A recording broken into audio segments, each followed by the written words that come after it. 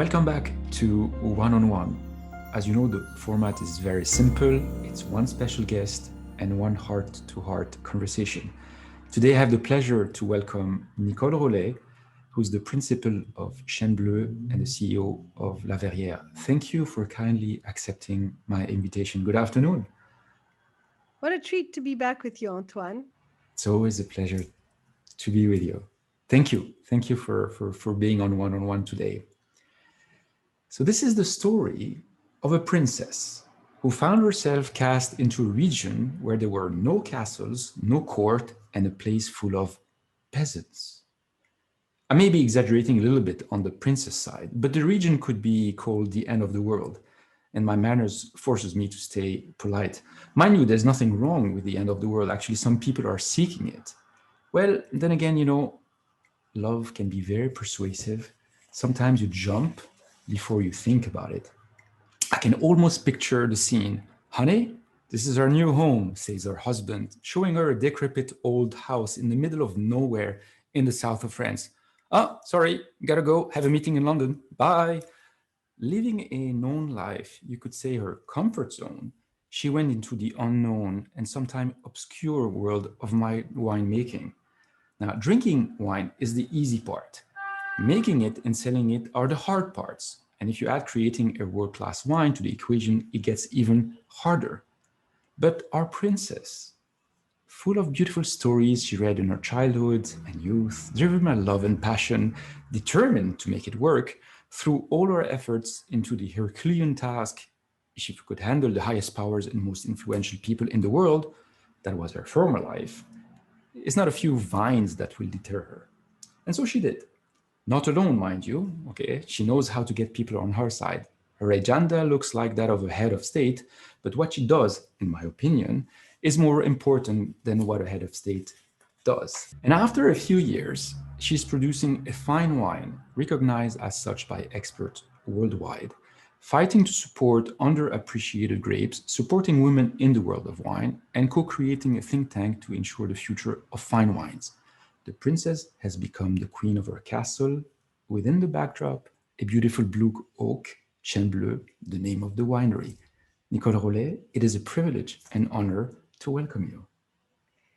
Wow, goodness, my dear Antoine, this is the most creative and amusing introduction I've ever received. Hats off to you for your poetic flair. Oh yeah. I feel far from being a princess. I feel more like Cinderella on most days of the week.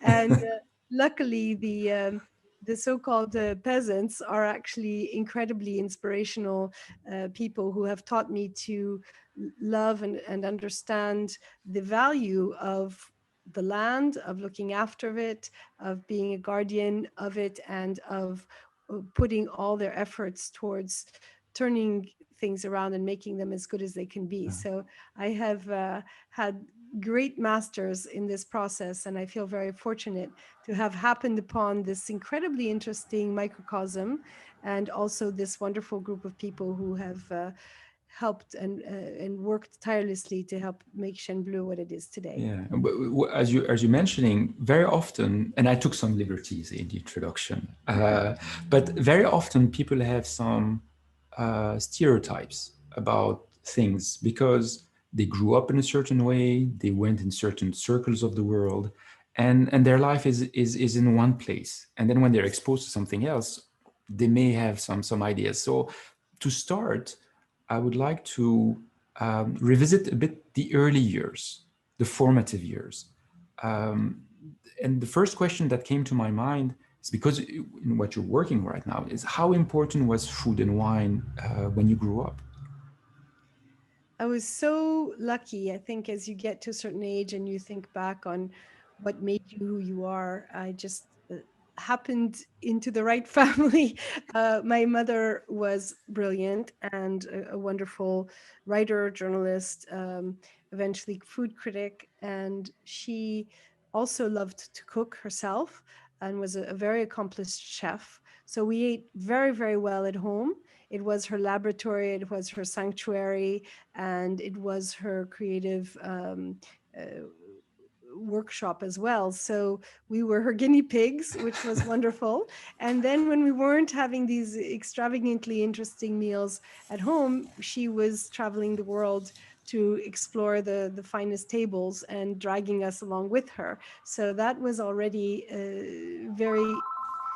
very fortunate that we were like Astérix and the potion magique and the magic potion that you fall into it when you're very young, and it gives you a big head start in life. The second thing that happened was that my father was very passionate about wine, very knowledgeable connoisseur in that gentlemanly way that is somewhat archaic now, since so many new people have taken interest in the wine world.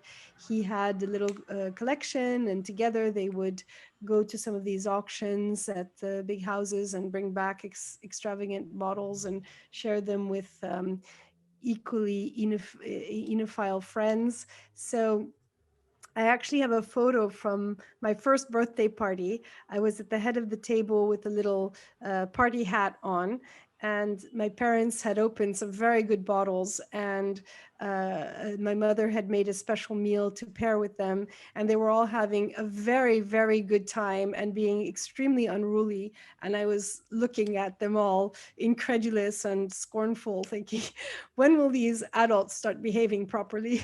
So Did you have a glass of wine that evening, that day? nothing at that young age, but they Not did even the treat finger me, in the glass, no? not quite yet, but I did appreciate food and wine from an early age. And Okay. I remember early on being having figured out that if I behaved very, very well, my parents would take me along with them to these fancy restaurants, and I would get to spend more time with them, which was always a priority for me, even as a child, because they were both very busy with their careers. So I got to go to a number of Michelin-starred restaurants, Japanese restaurants, sitting on the ground, all these things that are quite unusual for a child, just because it was their passion. So I was lucky to have grown up with that palate. But Did never in a million years did I expect that later on I'd go to the other side of the barrier and actually be making these things. You know, you can appreciate watches or shoes or whatever. That doesn't mean you want to make them. So yeah. Do you that remember your first glass of wine? I know sometimes it's hard, but You know, we moved to Italy when I was 8. And as you're well aware, Italians have a tradition still today of always having wine with their meals and never having wine between the meals, which is probably their saving grace. And in fact, even in high school, it was very much looked down on to be drinking between meals or to be drunk in any way. There was a lot of stigma associated with drunkenness, and there was a lot of prestige associated with appreciating wine. So it was part of our landscape always, and I enjoyed it with friends as well, because there are no really enforced drinking ages, and at parties we would often have fine wine. so it's Even hard to remember the first one. But no, it you was very remember the much one that part of really my world. left you with a fantastic impression? Because wine is everyone says wine is about emotions. Do you remember a particular time where you had that glass of wine and was just like, wow? Absolutely not. I do remember after I studied wine officially in order to Okay. make this big transition in my life in mid-career, then I started paying a lot more attention and having these aha moments or extremely enjoyable times. I remember once at the 21 Club with my wonderful business partner Laura Iverson. We had gone out with someone from the trade and treated ourselves to a Clos Saint Denis, and it was just one of those magical moments, and that is probably where my love of Burgundy uh, came into focus and Okay. became a side passion of mine. But I would say that in general, since then, there have been so many. But for me, having the theoretical knowledge and the study has really accentuated and turbocharged my appreciation of wine. And I would certainly recommend to anyone to invest in at least a WSET level 2 level course. It's only about 2.5 days, and it can really be transformational, even for enthusiasts, to make the time and really become more knowledgeable about the framework of understanding and appreciating fine wine. We'll come back to the fine wine afterwards. So you had a very cherished childhood, exposed to wines and good food. You went to Vassar. Now, for the small anecdote, Anthony Bourdain went to Vassar. He didn't graduate from there. So for all the people in gastronomy, Vassar is the center of the world. We're also dangerously close to the CIA, Yeah. the Culinary Institute of America. Yeah. They're only about half an hour away from the Vassar campus. And so Yes. there are some close ties, and that's often where parents will take children when they are coming for important graduation things, etc. Yeah. So So the food and wine continued there, and I was lucky because even though my parents were not particularly well off, they were double income, no kids for a long time, in an era when that wasn't so common. And so they did have more disposable income than a lot of other people in their station in life, and they spent it all on that. We would even go in our summer holidays to these fabulous trips because they were also bridge champions, so they would put money aside in a kitty with their friends and then go spend it in restaurants, eating our way across the Loire Valley or the north of Spain, or and planning all our trips around the Michelin guide. okay, really Epicureans. Real Epicureans. Yes. So you went to Versailles, you went to university. How did you picture your life when you graduated? I was sure that I would go into international affairs. I spoke a number of languages, had lived in a number of countries, was very polycultural, and considered that the logical use of my talents would be in areas such as diplomacy or NGOs, uh, some aspect of foreign affairs. And never for a million years imagined myself far removed from world capitals where big decisions of politics or economics or business were taking place. So I did Getting embark on that. we're getting there. We're getting there. So you went into this world of international affairs, investment banking, think tanks, etc. What did you what did you learn from this first career before moving on to the next one, as a woman and as a professional? What was the important takeaways that you got before embarking in that next stage of your career? I think that I was very aware of how the greater framework is so important to guiding our lives and setting the agenda for what we are able or not to do, and that leaning in on those issues was very important, and that one could affect change by bringing the right people together with the right ideas. And I think working in the think tank for David Rockefeller, the Council of the Americas, hosting study groups, bringing inspirational leaders, that was very exciting to see the little intersection between people and ideas, and how some problems that most people, man on the street, consider way outside their ability to affect can actually be challenged and be maybe not fully resolved, but certainly improved by engaging with them in the right way, in the right forum. So that was a big epiphany for me, because you start off after school feeling very small and helpless in the bigger scheme of things, or maybe you just never question that framework. And working in the international sphere made it more possible to feel that even individuals could affect change. And that And was were you very able to? empowering. Were you able to affect change when you were in those circles in that work? I think the work we did at the Council of the Americas was extremely important in setting the agenda.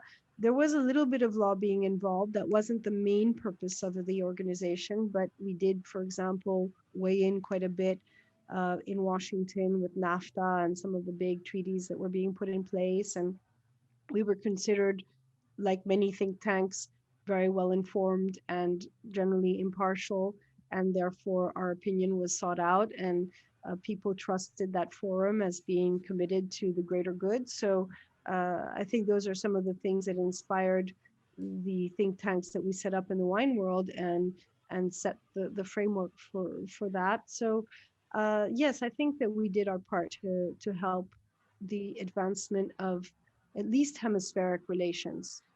Okay. And as a woman in those high affairs, international high affairs, was it complicated, difficult, simple? Because we'll talk about women in the world of wine afterwards, just to try to draw a bit of a parallel. I have some thoughts on that are also based on some readings that I've done since then, as well, as I try to help young people, especially young women, not because I prefer to help young women, but they seem to be more solicitous of help, especially in their late 20s. I think at parity of education, a lot of women start off with very similar opportunities as men, and focus as men in many countries, and ambitions, all of that. You could say that coming out of certain kinds of schools with a certain education, they all take off on the first 10 years of their career with very comparable aspirations and abilities. I'd say that the tricky part for many young women, and I was one of them, is towards their later 20s, and that's when the either or decisions become more challenging, and it's much harder to have your cake and eat it too, whether it's reconciling career and personal priorities, maybe starting a family, deciding, having developed your own value systems in parallel to the ones that are brought forth by the workplace. You get into your first big challenges, and you have to find a way to navigate a complicated landscape. So I'd say that I was entering that period with more apprehension than perhaps a lot of young men with equal qualifications. And I think that would be probably something you could generalize for a lot of young women. And that's where everybody solves for that phase differently. Um, so for me, when I first finished at the think tank and I went over to investment banking, I was really looking forward to some financial security and nest egg building and things that come home to roost as you get a little bit older, whereas the 20s are often about experience and idealism, and it's a hard age for many people, I would say. Okay. So you done the high level work experience, and then something happened, and that completely changed your life. Absolutely. Without going too much into the details, but something happened, and That's you changed life, spraying all my personal career. life all over the place. No, but just about, there was a big shift between what you used to do before and what you're doing now. And so something happened in there, and it wasn't expected. It wasn't planned. It wasn't expected.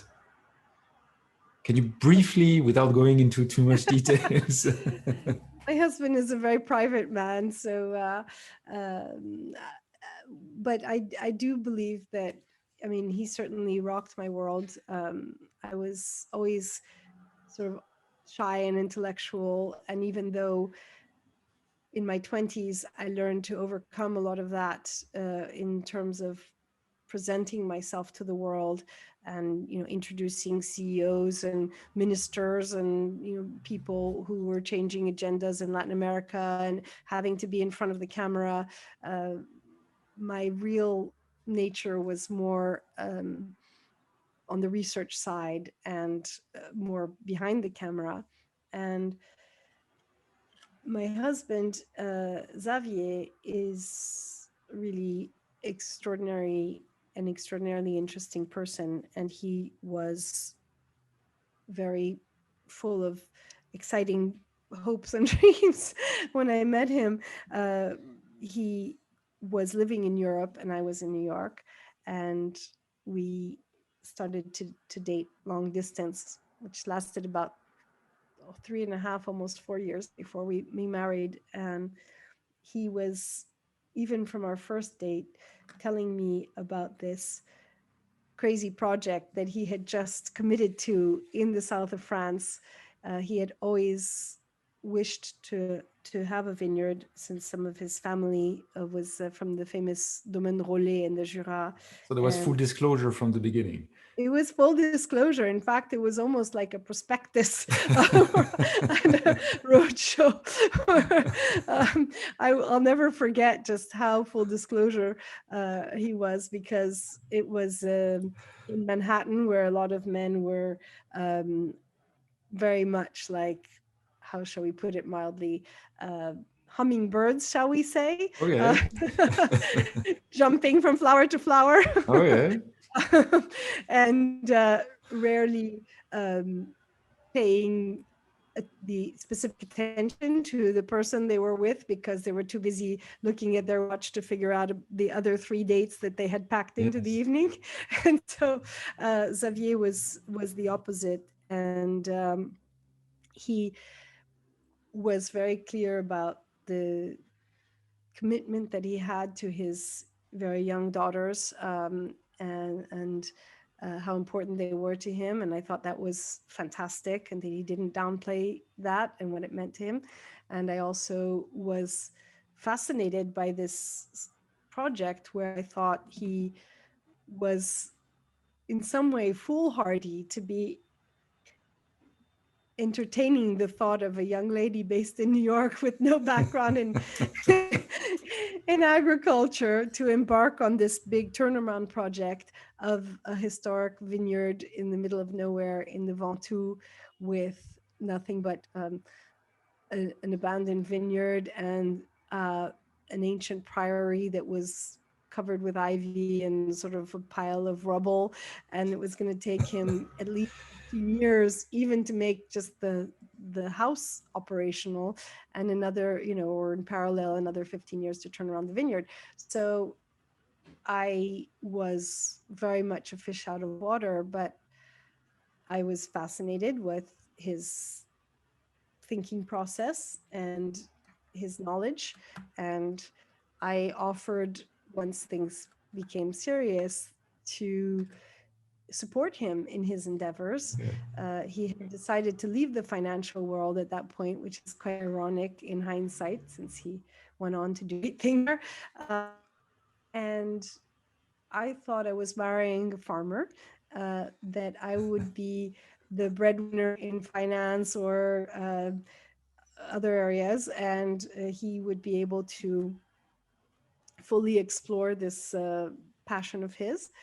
And I never in a million years imagined that I would end up becoming crazy passionate wine person in our relationship. We were extremely fortunate to be joined by Benedict, his sixth sister, and Jean-Louis, his brother-in-law, because they brought a lot of experience and knowledge to the project. So the four of us embarked on this thing, but I initially said, listen, since I don't know anything about winemaking, why don't I try to push forth on the restoration of the property while you take control of the vineyard? And in the process of that, I learned a lot just from being around them, but still didn't see how I could add my value. And then a number of things started to change. It began with my husband signing me up for a wine tasting course in London at a place called, which is now Jeroboam's, which used to be La Réserve. And I took to that like a duck to water, eventually ended up at the WSET, which again, I loved because all that formal study uh, really played to some of my nerdy strengths, Yes. and I liked doing well at it. It gave me a lot of confidence, like a lot of women, especially young women. I lacked the confidence, as you've heard, I'm sure, from many women. We have a tendency that if we know, say, 60 or 70% of something, we're very preoccupied with the 30 or 40% that we don't know. And that's a very female characteristic to make big generalizations. Whereas I don't think typically the men will be stopped by that. They'll be more confident to just build on what they already know and feel confident about it. So it took Not so sure that about this study one. to.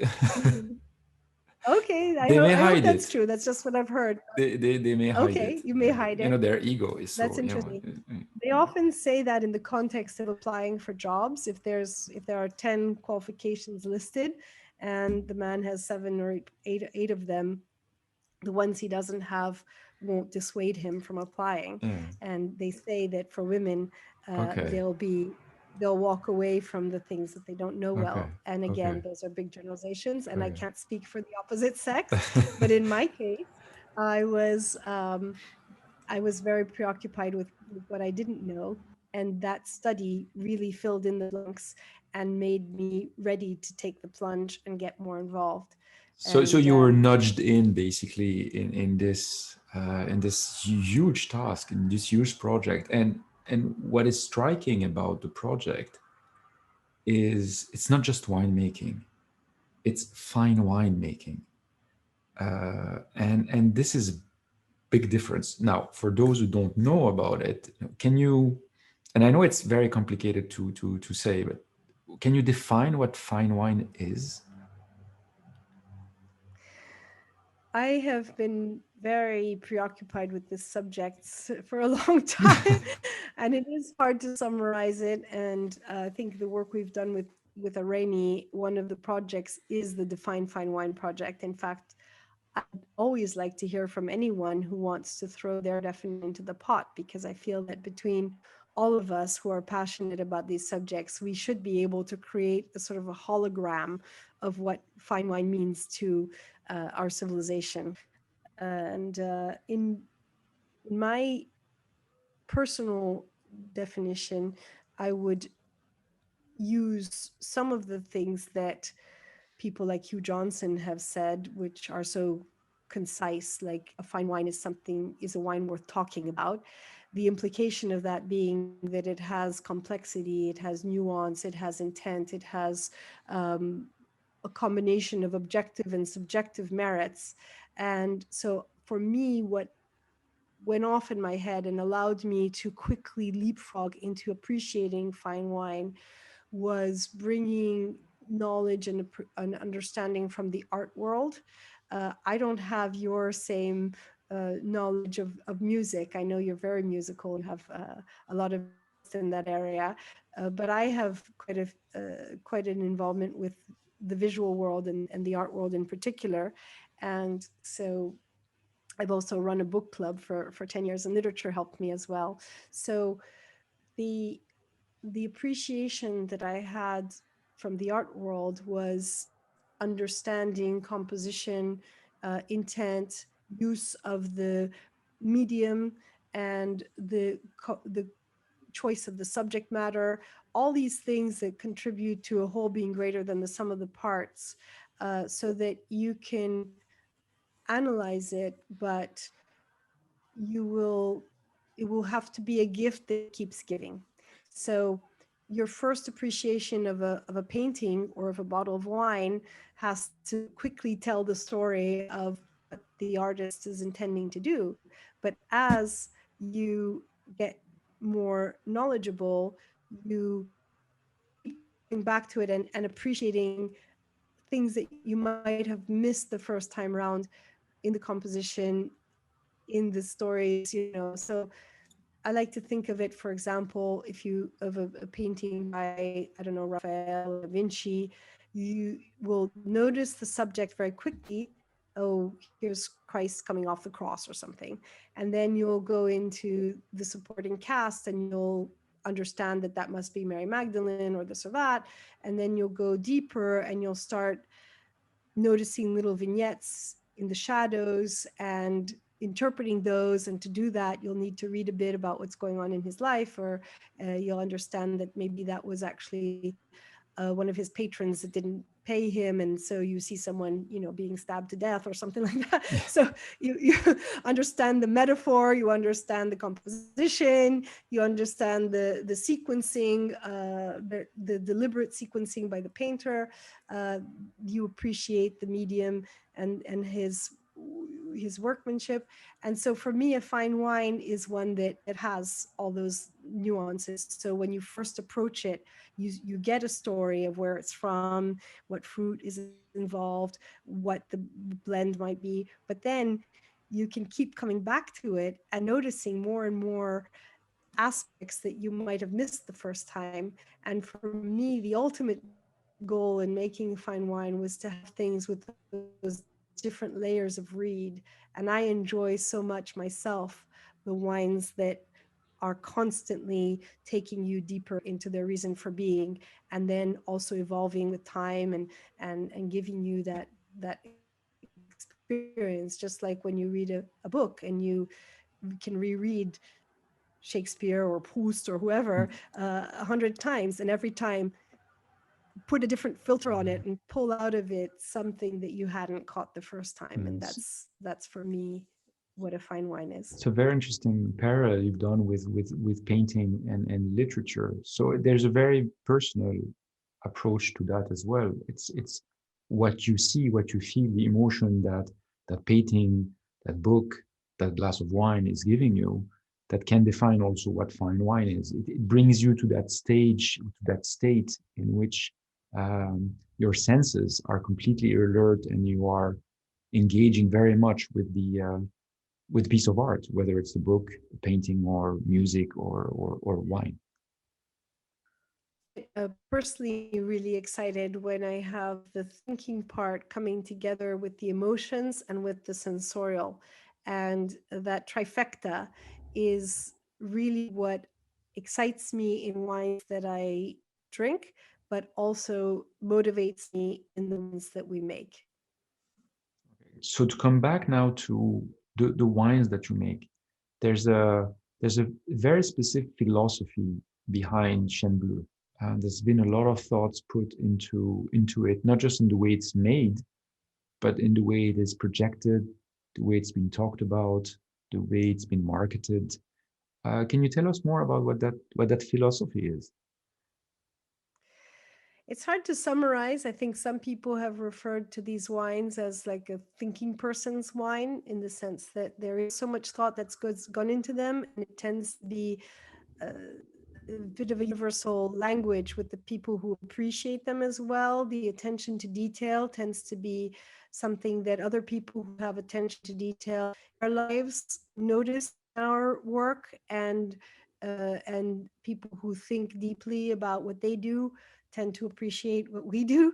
And so the deliberateness with which we've approached restoration of the vineyard, the care we've put into establishing what we hope is a sustainable and harmonious relationship between the vineyard and the surrounding environment, between the vineyard and the work that we're doing on the human level, between our own relationships and the trade and the clients, having these very sustainable things from the start on a very solid foundation, even though it took us forever to create that foundation,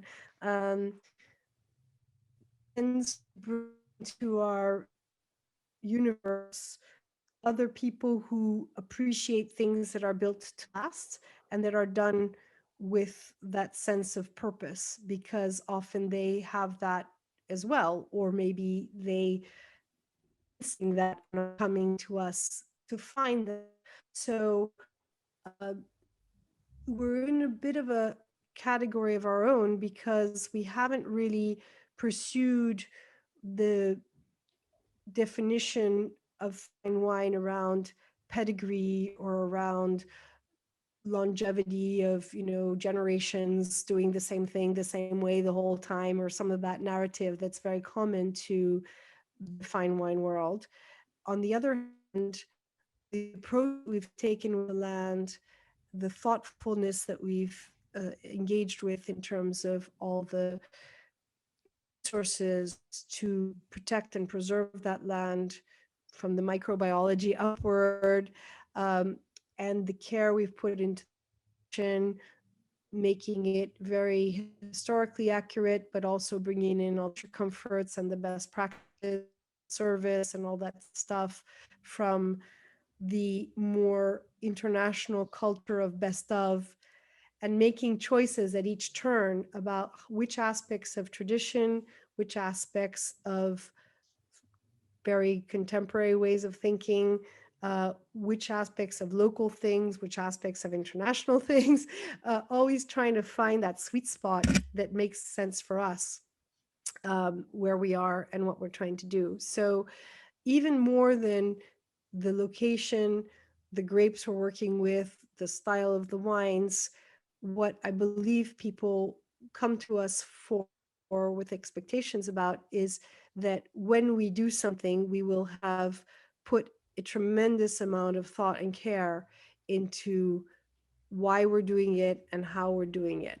And they, I hope, are coming along for that ride and that adventure, counting on us for not taking shortcuts and always being very truthful in what we present to them as our creations and as our experience. How would you see people drinking your wine? How do you see them? Is it by the fireside in the evening, just with a glass of wine? Is it with a great meal with friends for lunch? Is it for fun? How do you picture yourself, people drinking the wines of Chene Bleu? I love to think that even when they're drinking them in a distracted situation to celebrate something with people, etc. For example, the rosé that we made is a very happy, celebratory experience. It's not one of these rosés that's so serious that it's lost its fruit, its freshness, its brightness, its cheerfulness. But as soon as we've delivered on the pleasure up front, if you think of the aromatic curve of the wine, I'd like to always think that right after that beautiful first impression, there's this whole baggage, a bit like with an iceberg, of other things that are going to come through. You're going to start noticing nuances. You're going to notice the length. You're going to notice the structure, the balance, the experience with the bottle, the packaging, the label. You'll go deeper and deeper, so that Okay. if you take a pause in the conversation and you try that rosé, and suddenly, oh, what a nice finish. Oh, look at that. It has a lot of complexity, et cetera, et cetera. Oh, it goes so well with my food. So that it has a long tail. And that is very much the picture that we have in mind when we create these wines, so that even with the flagships like Abelard, Eloise, Alio, which are the two reds and the white, the flagships that we make, uh, even though they're very much intended to be conversation piece wines for people who know a lot and care a lot about a full fine wine experience, the first impression, the first experience with them still has to be charming and flirtatious to some extreme. And Okay. then you put in the gravitas. So not just a pretty face and not just something that's so serious that you forget the pleasure element. Okay. Who has decided on the taste profile of the wine? The vineyard, Um, we have a very we have a vineyard with a very strong personality. Yeah. Um, it's like a parent that has raised several children. They'll often discover that with some children, there's no room for imposing one's style or values or way of operating. Those children will come with a strong imprint of character. And your best job as a parent is to try to mold that into something that makes sense for them and for you. Yes. Um, our vineyard being high altitude, old vines, very gnarly, very full of personality. Each one is like its own little warrior, having survived in very difficult conditions, um, both climactic, geological, and lack of attention. They each have their own story to tell. They have tiny yields, very thick skins, packed with phenolics coming from the fact that we have at altitude so many different winds that dry out the berries. So um, it it's really about shaping what the vineyard gives and working with that tannic structure and adapting it, keeping the expressivity, but bringing down the rusticity, bringing down the full-on concentration and modulating that. And so it's a very different kind of work than in a region where the grapes are more um, standard, and what your challenge is to give them something interesting to say, or a place like a cooler climate like the Loire Valley where it's about coaxing Mm. out what is in there. So we for example, we all four of us in our original family team loved Chateau Rayas, and we would love to make wine like Chateau Rayas with the translucency. I mean, I told you I love Burgundy, but this is not the right vineyard for that. This is a vineyard that has a very strong personality. So we uh, bring down that intensity of concentration by choosing to harvest a bit earlier, by changing the blends to modulate a little bit some of that tannic structure, et cetera, et cetera. So we have less say over what we what the grapes say than we would in a different vineyard. But on the other hand, it's very exciting to have all those phenolic compounds to work with. Nice. So it's basically the wine is made on the vine, and then you try to express it as best as possible. 100%. And that's easy to say, charming to say, but hard to do in practice, and very, very much a characteristic of our vineyard. And one of the many reasons why it had fallen into disrepair, because for centuries, the monks and the Templars and the people who were appreciating these high altitude properties with these tiny yields in the foothills of the Mont Ventoux were drawn to vineyards that had a lot of natural expression, because their winemaking techniques were very rustic. And then in the second part of the 20th century, with the advent of chemicals, of mechanization, the arrival of cooperatives, the arrival of markets and standardization and appellations and all these things, there was this real paradigm shift where the emphasis was on things that were pursuing, typical styles and homogeneous styles, and easy to bring down the production costs with the use of all these new techniques, and no compensation from the marketplace on originality of expression. So suddenly, all these high altitude vineyards were abandoned.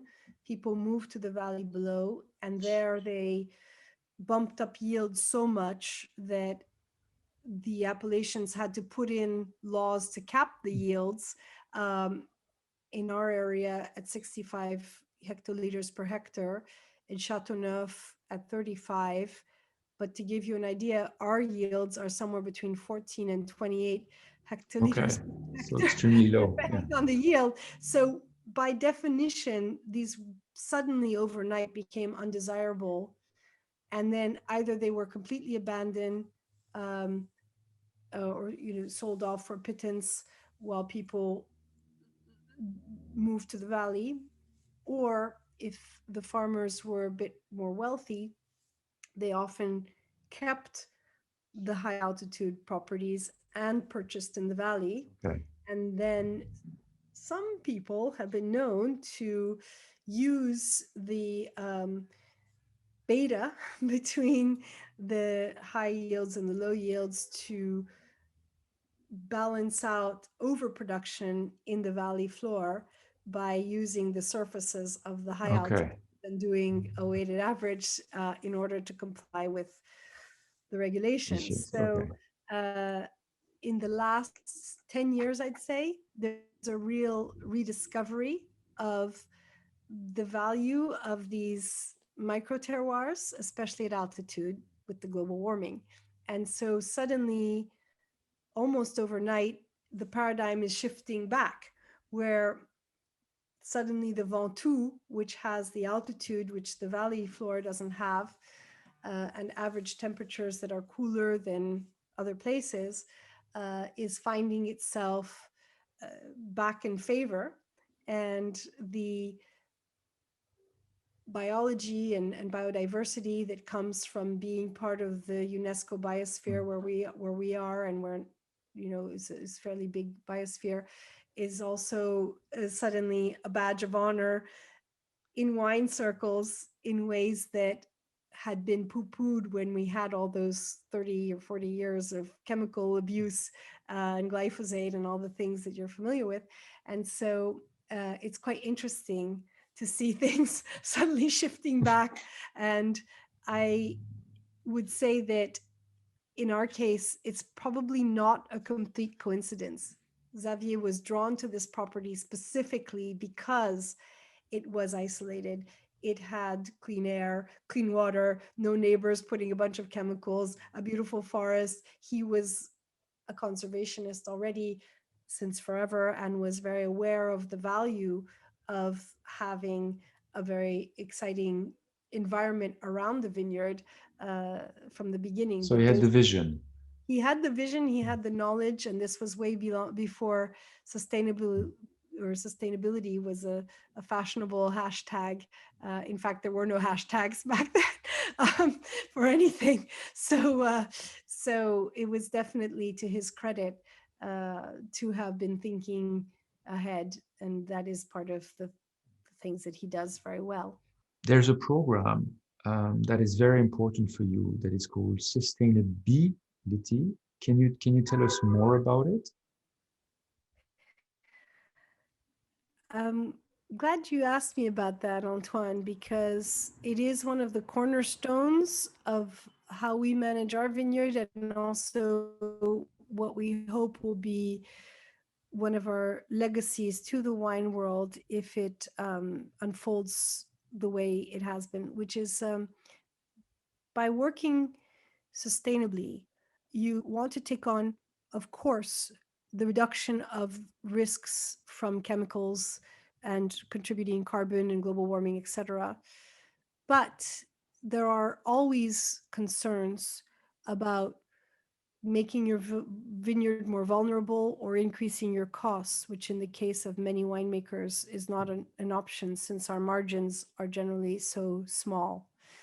So after a lot of research, the natural forms of viticulture, regenerative viticulture that we applied to our vineyard when we started fixing it up, led us to really putting a spotlight on the role of bees in the vineyard. For example, many people dismiss the importance of bees in viticulture as opposed to, say, almond farms, etc., because they say that vines are self-pollinating, why do you need bees?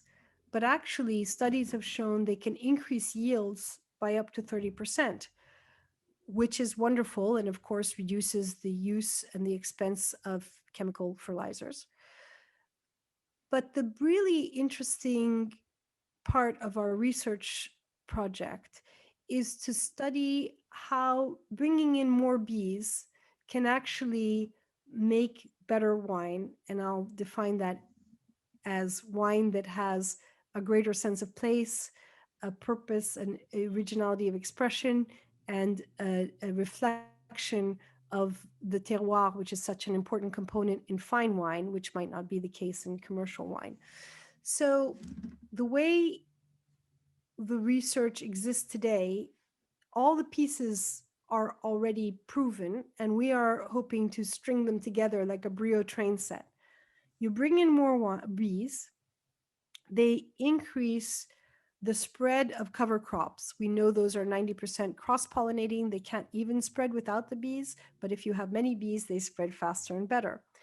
We all know cover crops increase the health and well-being of the vines, but also prevent soil erosion and reduce the risks from pests, because the pests have more plants to land on and are less likely to attack the vines if they have other species.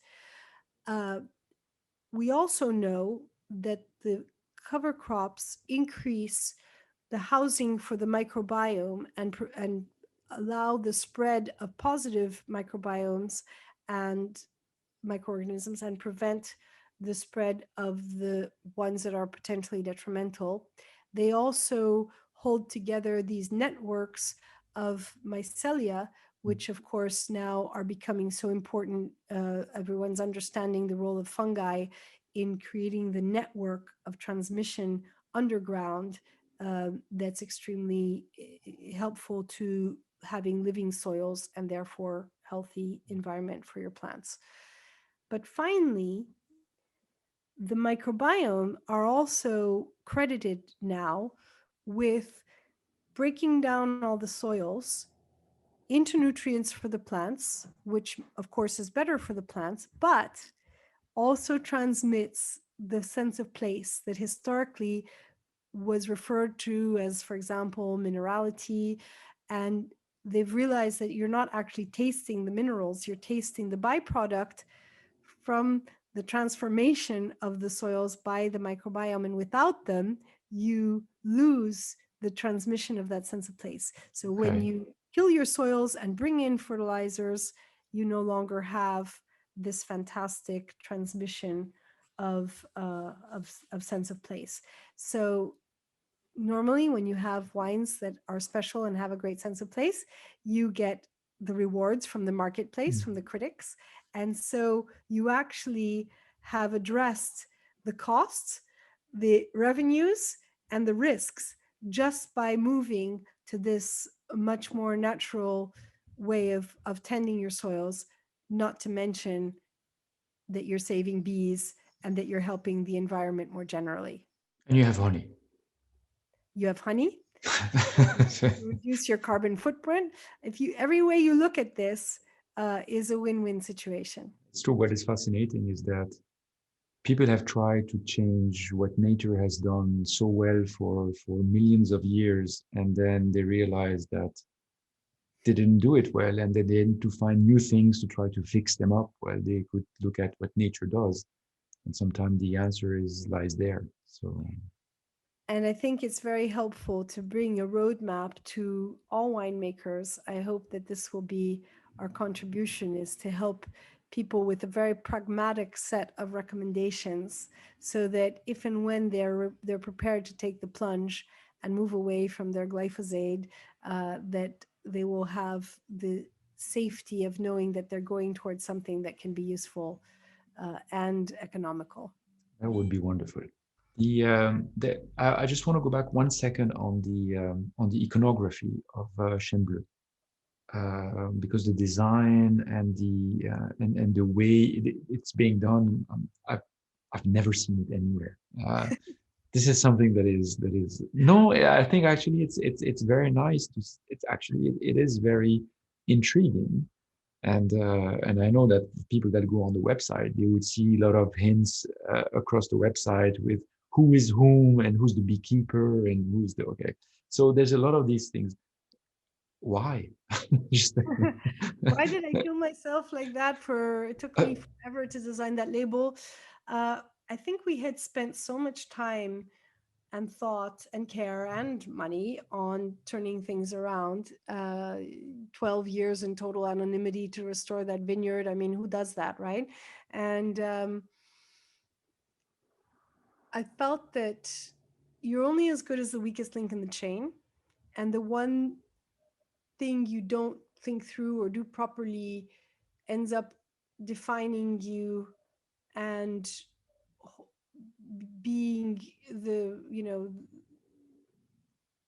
a problem in terms of devaluing all the work that's been done in the other areas, right? It can be as simple as someone who is rude when they answer the phone for a client or something. So in the case of the label, that put me on a big quest, because how do you tell the story of this new vineyard that no one's heard of, that no one knows the region, nobody cares, nobody knows the winemakers, et cetera, et cetera. Um, I thought, wow, that's like if you go into a new field, your CV is very important. Once you're established and you have contacts, etc., maybe someone will double check some information on LinkedIn, but ultimately, when you're new, it's going to have a very different weight. So I thought the wine is going to have to present itself to someone on a wine shop or somewhere, that if it's a simplistic label or something that looks traditional or something that looks like a carbon copy of something that's already out there, it's not going to send the right message, especially coming from a region that was known more for cheap and cheery imitation of Côte du Rhône, which is supposed to be a cheap and cheery imitation of Châteauneuf-du-Pape, and suddenly the prices and the style and the ageability and all those things, will send very contradictory information to the consumer, sort of do not compute. And so we have to have a label that is our CV. What is the CV of a wine? And that got me onto that whole question of fine wine, and how do you represent in metaphorical or allegorical form all the elements that have to come together to elevate something from a, an anybody to a somebody, right? And that meant for me, how do I represent the history, the geology, the intent, the people, all the key elements. And I made a big Excel spreadsheet with all the things I wanted to try to say about it's your research part. It was a very nerdy research part, one of the many. And then I decided to try to represent that in allegorical form. How would I do that? Well, why don't I look at how the great painters have solved for that in the past, since they have many more centuries of experience than I ever would. So with my knowledge of art history and research, I began a huge file, color coded with, very nerdy, of all the ways of representing these things that I could come across. Now, don't forget, this was before the internet was what it is today. And so I couldn't just Google up medieval hedgehog to tell the story of how the hedgehogs roll around in the vineyards and pick up little grapes on their back and wallow back to their families at harvest and all these fun things that happen. I bet you haven't found your hedgehog in the label yet, but it's full of symbols like that. Anyway, I actually had to go to these medieval destinations like the Cluny Museum in Paris, or the Abbey de Cluny that is in the south, or the cloisters in New York, etc., on a hunt for books that were references or, of illuminations of, Okay. yeah, anything thematically related to medieval iconography. And I was lucky that a good friend of mine from high school had ended up in the medieval department at the Metropolitan Museum of New York. It helps. And, and was able to go through some archives there and send me some references, etc. So it took me absolutely forever. Looks harder than just doing the wine. It was one of the many impossibly difficult things that we dealt with, time consuming, ungrateful, and that most people will never understand or appreciate in their full detail. But Yeah, it's just a they're label. That's satisfying for yeah. intellectually, at least, and on principle to those of us in the family that wanted to just make sure things made sense and were done right. Okay, it's beautifully done. It's beautifully done, and the impression it gives, it's very, it's challenging, and at the same time, it makes you think.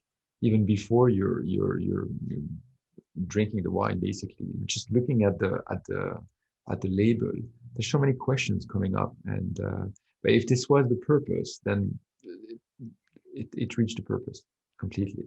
I think it might be challenging and thought-provoking to someone like you for the very reason that you're the kind of person who likes to think, notice, care, and other people. I just wanted to have many layers of read so that people who just wanted to understand what's the name of this thing, Chêne Bleu, and the picture of a blue oak tree, and simple enough words in France that, in French, that someone from anywhere could basically relate to, at least understand the bleu part. And there's a But real then Chene Bleu. There's a real Chene that I there's could a real paint. Chene Bleu that was named after, which we can talk about.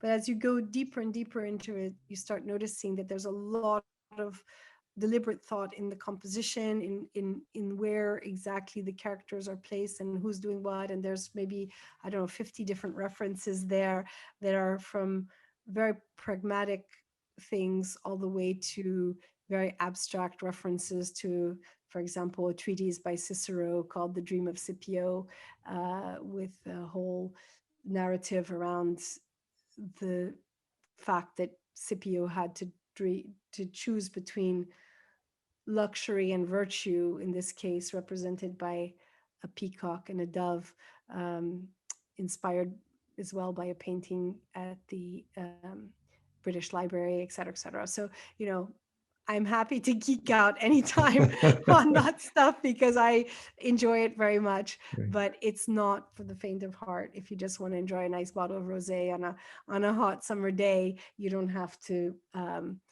ask yourself Yes. what all the symbolism represents. But if you do like to go deeper on things, then there's a lot there, and hopefully every single thing corresponds to a reality at the place, or at least in our head, for for why we've made these wines the way we have.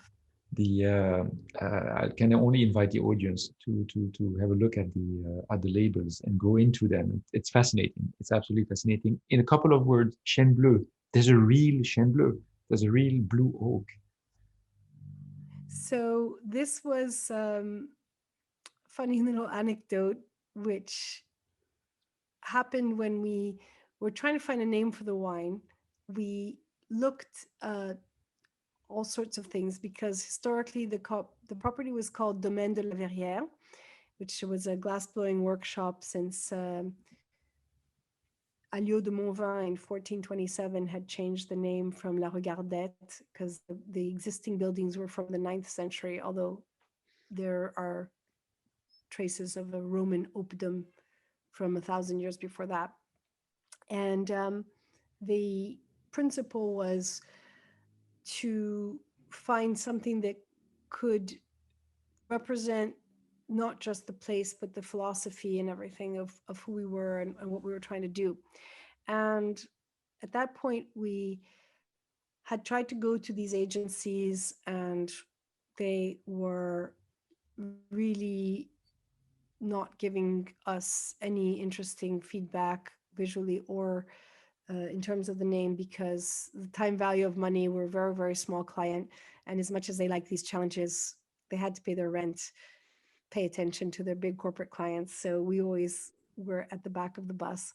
So we decided to go to our community of friends and family, and we sent an email to anybody that we knew was vaguely familiar with our project, and offered a nice reward to anyone who could come up with a good name. And we had a brief. And amazingly, because perhaps we offered a very valuable reward, it had 4 digits and it was nice and chunky. Uh, it focused their minds. We had hundreds and hundreds of suggestions that poured in from all over the world. And it Big was, family and friends. well, people forwarded it to their cousin who worked in a branding agency and all that stuff. So um, we trolled through all of that, and the four of us had not managed to agree on anything to that point. And we had hoped that by choosing our top 10, we would then find at least one that overlapped between the four of us. So it was spent most of Saturday working on that together, and very frustratingly couldn't come up with anything we could agree on.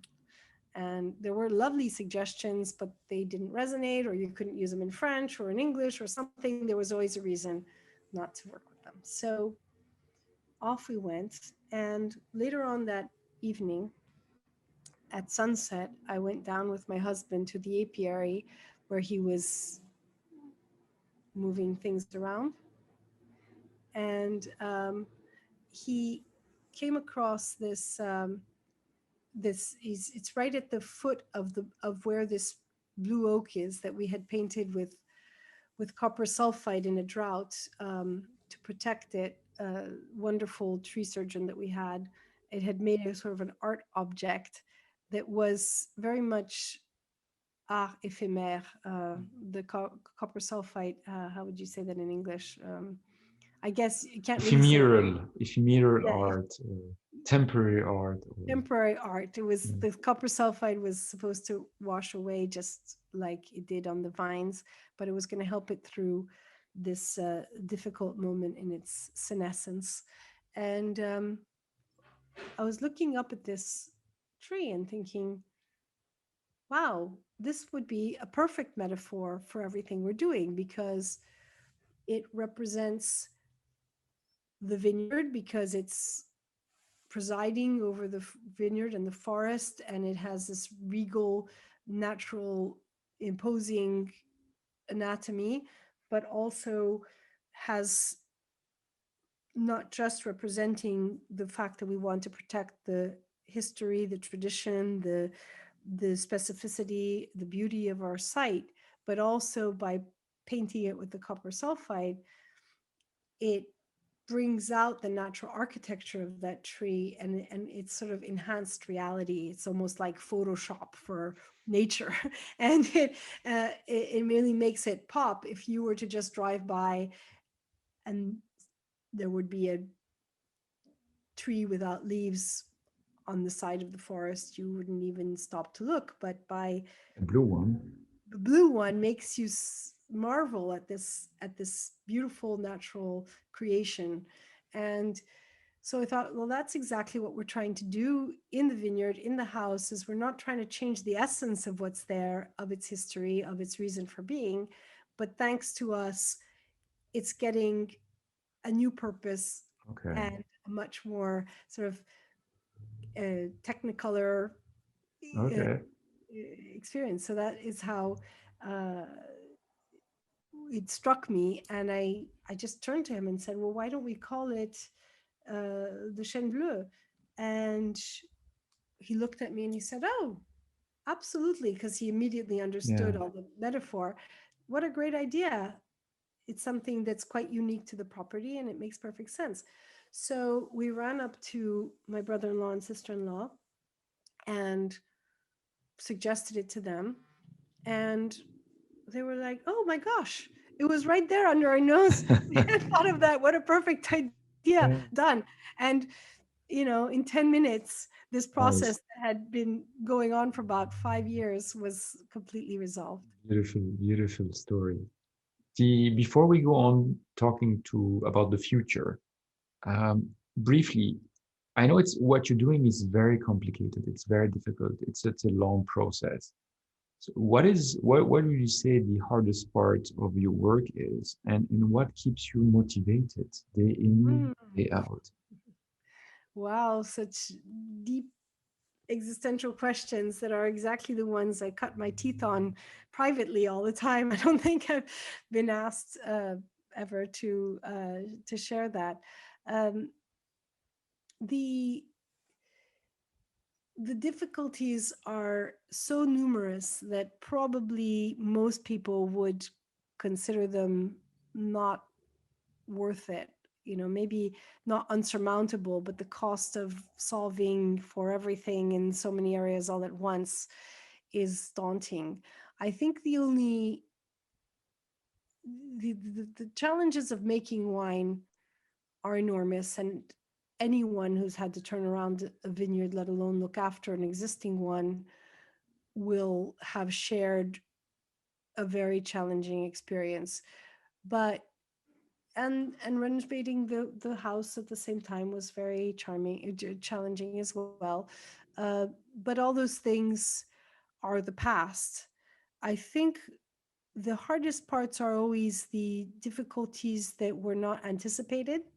Um, and psychologically, in my case, coming back on things that you've done and you think are behind you. And we had a number of those in the construction, in the winemaking.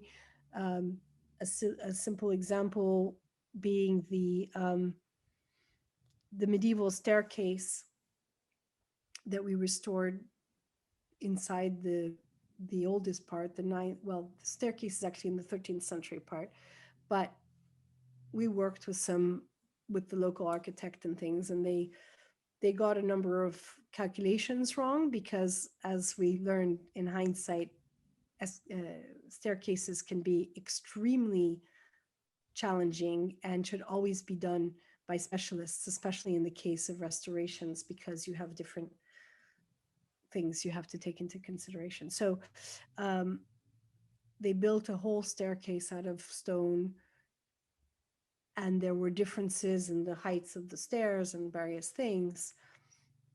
And we had to make a very hard decision to actually smash the whole thing, start again, rebuild it in wood this time with specialists, etc. Things like that were in some ways harder than the hard parts that are 10 times harder, but that are going to be hard or Yeah. expensive. So uh, that for me is difficult. And also um, being a shy person, I found it very difficult to bang on pots and pans and have to go out and say, hey, everybody, look at me. Look at what we're doing. Come see, these wines are amazing, right? Because people who don't know you apply a natural discount factor and assume that you're just a self-promoter. So everyone wants to hide behind third-party validations of some person that they know and respect, saying, look at her, try these wines, they're amazing, right? But you don't have that luxury, because you discover quickly that many people in the critics world are relatively conservative, especially when they've made a big name for themselves. They have a lot more to lose than to gain by recognizing something that's new, because if they get it wrong, that will be more consequential. But you got very good critics. Yes, but I'm very grateful to the critics who did rate the wines early on, but won't make names. But in several cases, people who we thought could or should have been excited about trying a new wine wouldn't even try them, because they Okay. were born from a famous appellation and they were only going to try the tried and true. Oh, Even though those same people in an earlier part of their career had made their names by promoting new appellations that were slightly undervalued, etc. By the time they achieved a certain notoriety, they were spending a lot more time at the Bordeaux Primeur and all the usual suspects. And so they didn't have the bandwidth to right. look at new projects. The same was true for importers. Many of the people that in theory should have gravitated to wines like ours were in some cases very upfront about saying, listen, I made my reputation on finding wines like yours, but now I have a lot of wine, and the time value of money to establish a new wine in the market when there are already so many, and so many are already in my portfolio, that is the work I did 20 years ago, is not useful to me. You must go to some new people in the field. And the new people don't have yet the reputation and the gravitas to put the bottle in the hands of a top sommelier or a Yeah. top critic and say, you have to try this. That's a huge dilemma. So that was something that I hadn't known about beforehand. And that took a long time to unravel that vicious circle. But fortunately, some things have conspired to make that work easier for new people coming in now. I think when I arrived in the wine world to present these wines, the appellation systems were still very much set in stone in countries like France, so that if you were outside of an appellation or in a lesser known appellation, the discount factor that people expected in terms of quality and price was greater. And I think in the last 20 or 30 years, the number of wineries, even in traditional, shall we say, old world markets, although I'd love to have a little debate about what's old world and what's new world, that should be fun, but was that conservatism has been chipped away at systematically, not just by us, but others that have demanded some attention to be taken seriously, to be considered for a seat at the table, a bit like you've seen with diversity in many areas now, where there's now a bit of an expectation that if you want to have a well-represented board, etc., there are some people invited there that didn't all go to Eton together 20 years ago, right? And so I think that's happening, and it's part of a bigger situation that's happened in the food world as well, with the deformalization, decentralization of fine dining, chefs in Denmark foraging for ants in their backyard and the best restaurant in the world, etc. I think that philosophy has extended a little bit, or is in the process of permeating for the first time the wine world, and there is more of a place for people to accept acceptance to the role. How do you keep motivated? Because it's a very difficult, very tiring. It's a marathon and a sprint at the same time, and you have to be everywhere all the time for everybody, in the vineyard, at the winery, on the other side of the world, doing a wine dinner, all that stuff. Now that, of course, has changed, but perhaps temporarily. And so I'd say that a lot of it is not being, and I mean that quite literally. I think in the previous years, when our son was younger and needed everything, there was a lot of working, from until 2 or 3 in the morning, and then still getting up for the school run. I'm sure I'll pay for all that in my older years. A lot of anxiety came through, and even just dreams, all the classic anxiety dreams, rejection, all the things that people have when they're facing challenges that are bigger than their ability to solve for. A lot of self-doubt. I'd say that not operating on the traditional circuits brings wonderful existential rewards of freedom and designing your destiny, but the cost of that freedom is um, not having, not knowing what address to put into the GPS, and really challenging yourself to how to scale your mountain, not knowing where to start and where to go, and that feeling of being lost and unsure where to put your next foot.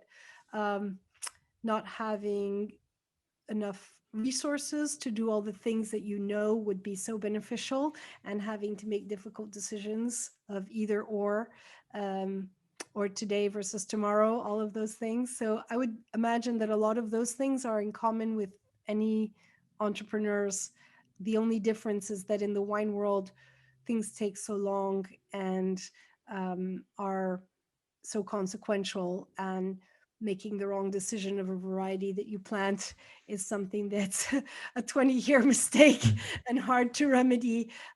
So I wouldn't I wouldn't say that experientially it's always been an enjoyable process. I think a lot of it has been very anxiety ridden, but existentially, I wouldn't trade it for anything. I feel like I won the lottery. I feel like I've had the most exciting, unusual, bumpy but satisfactory journey to date, and I get my motivation out of um, seeing the long-term rewards. Just like raising a child, the experience can be very stressful in the day-to-day, whether it's financially and experientially, of all the problems that you would deal with, but then you have you're playing the long game, and you often don't get the return on your investment of your values, of your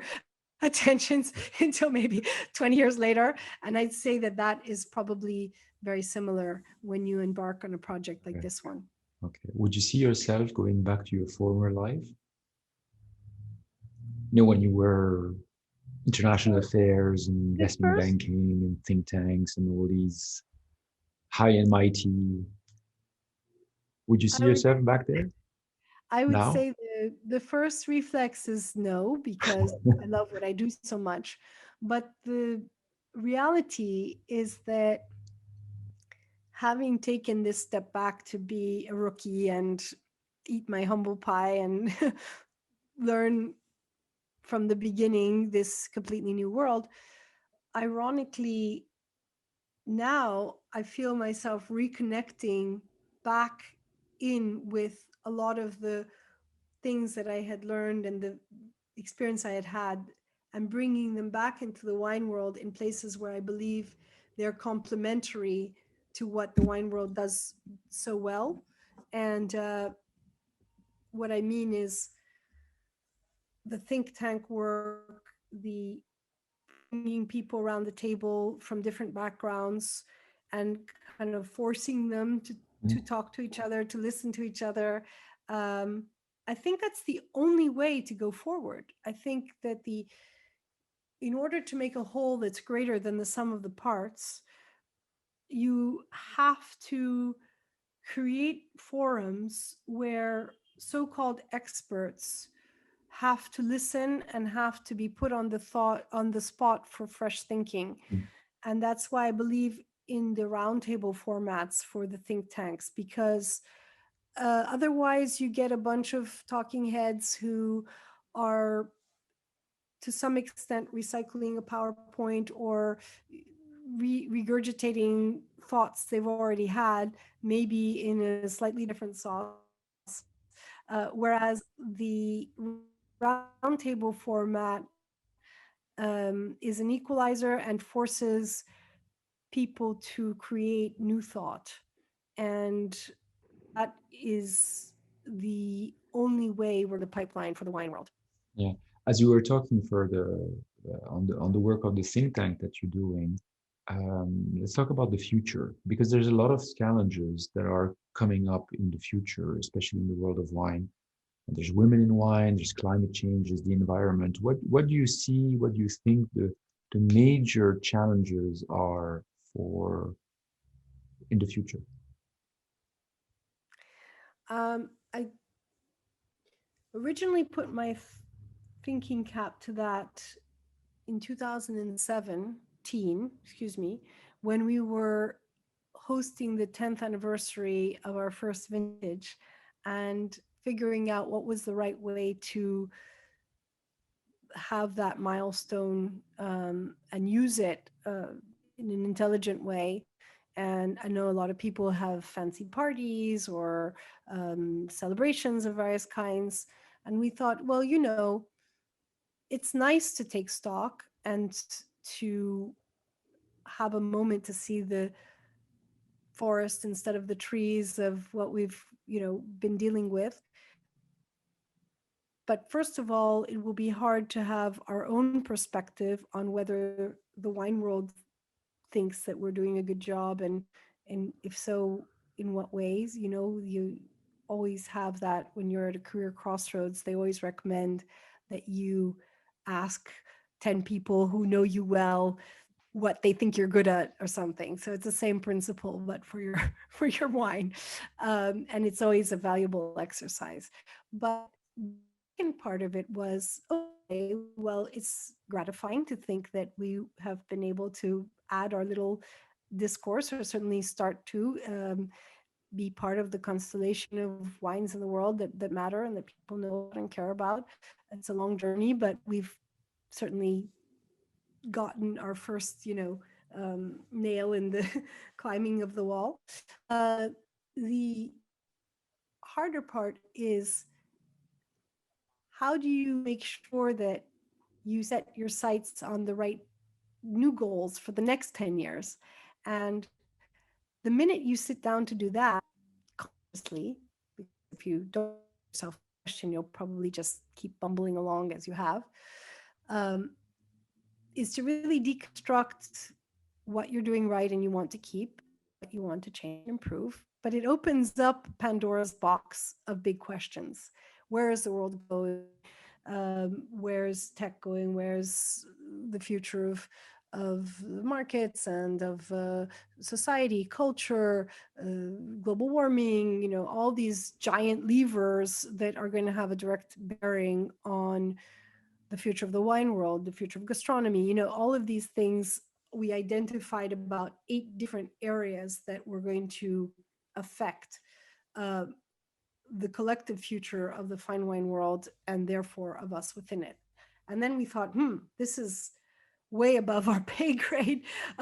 There is no way that at the top of our little mountain here in France, we can figure this out. And that's where I thought, okay, at the think tank, when we came across these big challenges, we pulled together all the right people, all the right topics, and let's do this. I think there must be a think tank in the wine world that does it. And I looked around and there wasn't, which was startling. And many institutions do a little bit of things like that, but it's not their main mandate. If you look at the Institute of Masters of Wine, or, you know, pretty much anyone you can think of, they all have other main goals, and this is a peripheral, at the periphery of what they think about. So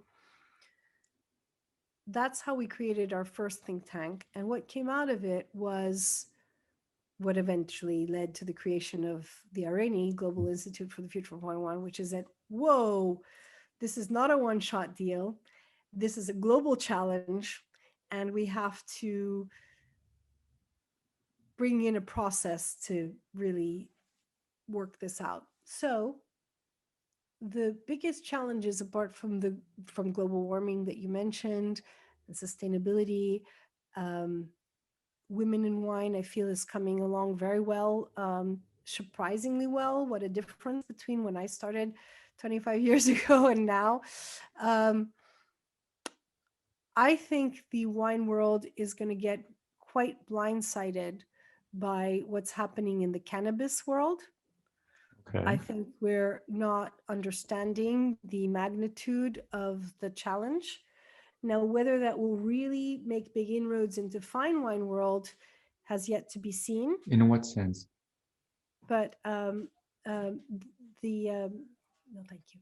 Uh, the the fine wine world is now um, a little bit set in its ways, and I think it's quite there's a certain smugness that is translated into the fact that they pride themselves on the fact that nothing ever changes and they've been doing the same thing for 300 years.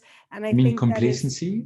complacency that comes from um, having established yourself as a big fish in a little pool.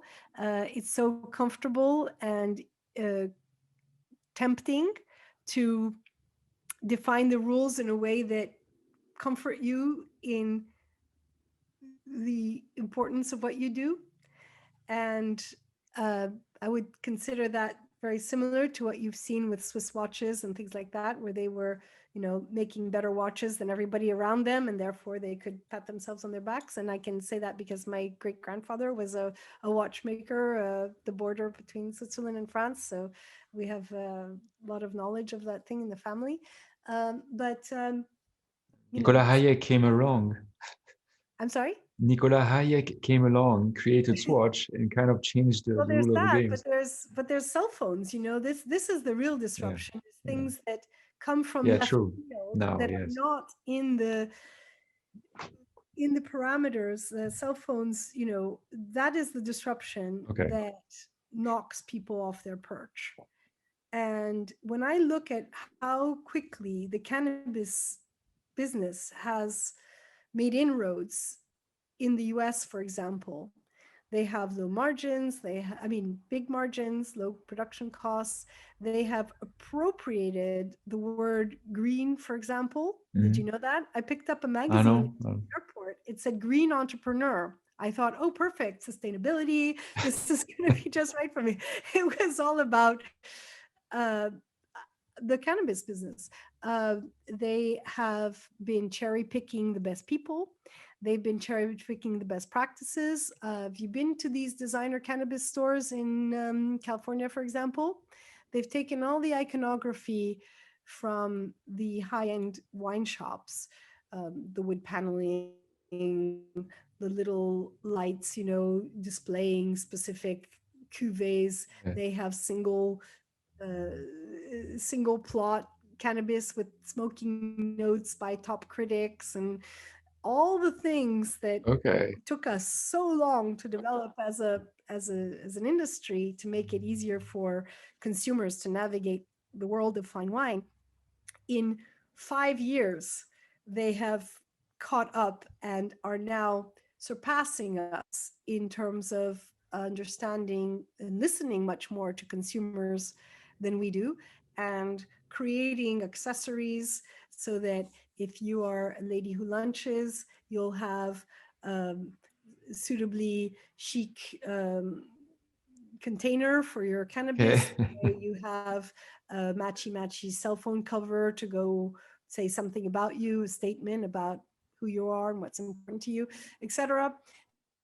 So they actually have more tools in their toolkit to tailor make the experience to the demographic that they're marketing to. They're much more savvy in every way, and I am stunned by how quickly they are transforming their visibility and financial success into successful lobbying in Washington and elsewhere.